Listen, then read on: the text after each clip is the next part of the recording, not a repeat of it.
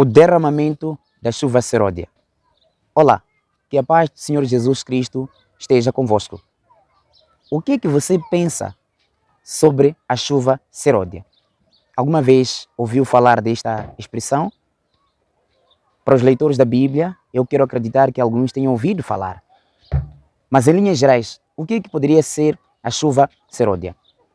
Esta e mais questões que poderiam surgir ou que poderão surgir mais adiante, teremos as respostas a partir de já. Quando nós falamos da chuva seródia, amados amigos, estamos a falar da dispensação do Espírito Santo de forma massiva. Como a Bíblia nos ensina, Jesus, muito antes de ir para o céu, antes de se despedir dos seus discípulos, ele prometeu o derramamento do poder sobre os seus discípulos.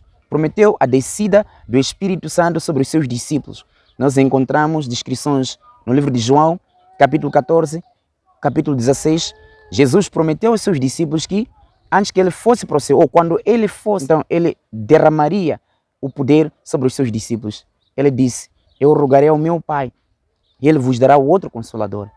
Estas palavras foram dadas por Jesus Cristo após ter prometido ou ter dito aos seus discípulos que eles não ficariam órfãos, porque de facto o Espírito Santo desceria e estaria conosco durante o tempo que nós fôssemos a viver nesta terra.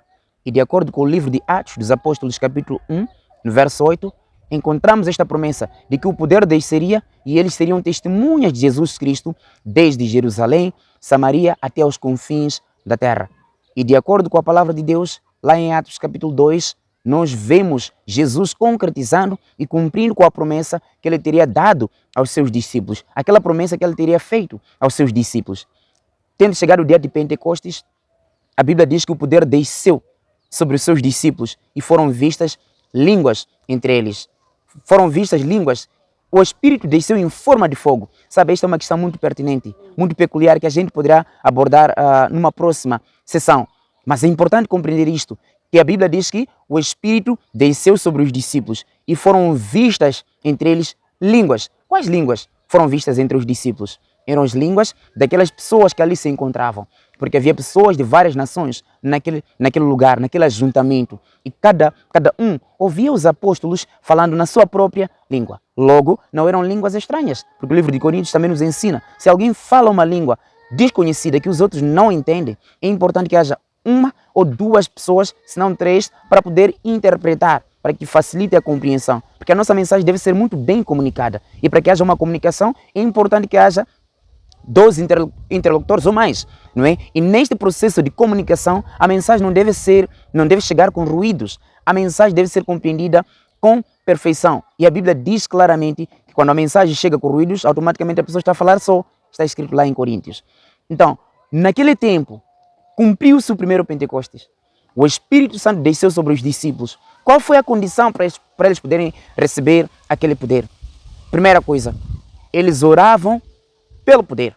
A Bíblia diz que eles compartilhavam, eles se reuniam nas casas dos irmãos, eles partiam o pão, compartilhavam o pão uns com os outros. Não só o pão físico, mas o pão espiritual, a palavra de Deus. E além disto, a Bíblia diz, se eles compartilhavam, significa que estavam unidos. Além disto, a Bíblia diz que eles viviam em constante oração.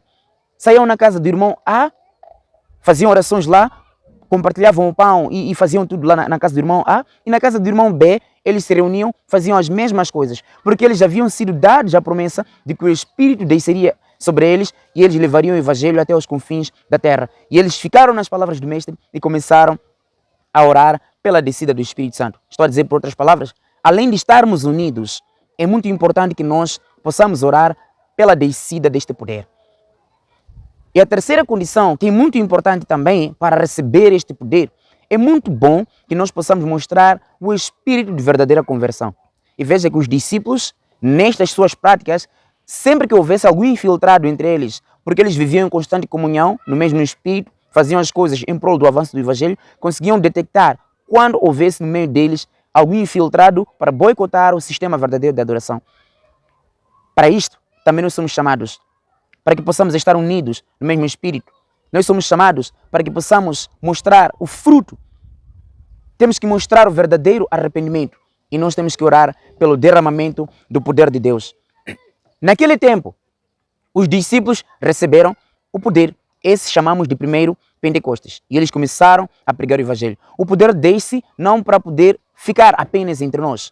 Ele desce para mover a cada um de nós a avançar com a obra da pregação do Evangelho. Aconteceu o primeiro Pentecostes e nós entendemos isto também como a chuva temporal, que foi a chuva que desceu para preparar o campo, que desceu para poder preparar os corações. Agora, a chuva seródia é a dispensação do Espírito Santo de forma massiva já para a colheita. Estamos a dizer que a chuva seródia, o momento da chuva seródia, será de facto o segundo momento, ou então o segundo Pentecostes, onde homens e mulheres serão imbuídos do poder de Deus. As coisas que os discípulos fizeram no passado, estes homens e mulheres dos nossos tempos farão de forma dupla, se não tripla, porque o poder estará entre eles e eles vão avançar com o Evangelho. É este poder que vai estimular a cada um deles a levantar para anunciar a verdade, a mensagem para as outras pessoas. Este poder desce para a colheita. Ninguém pode receber o poder se não estiver envolvido na causa do Evangelho.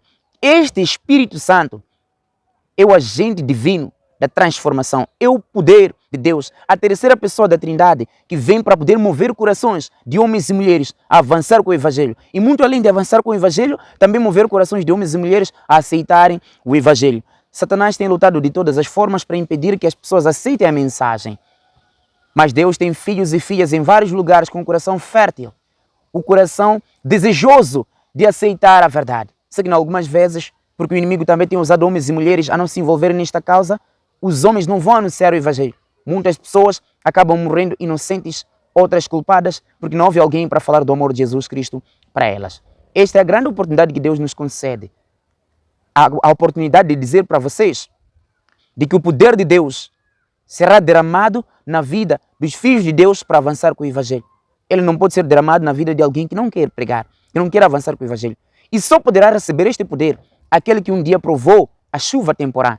E a chuva temporal, nós a recebemos desde o tempo dos apóstolos. Estamos a dizer, por outras palavras, que este poder, a chuva temporal, a dispensação do Espírito Santo, numa primeira instância, ele existe desde que os apóstolos o receberam daquela vez. E para que eles receberam? Para cumprir com aquilo que estava escrito em Mateus capítulo 24, no verso 14. E este Evangelho do Reino será pregado em todas as nações. Será pregado em todo o mundo, em testemunho em todas as nações. É para isso que eles receberam aquele poder. E hoje aguardamos pelo derramamento da chuva seródia para testemunhar, para levar as 3 mensagens angélicas que estão em Apocalipse capítulo 14, a partir do verso 6 a 12. Nós receberemos este poder para avançar com este Evangelho. Será que você não gostaria de participar?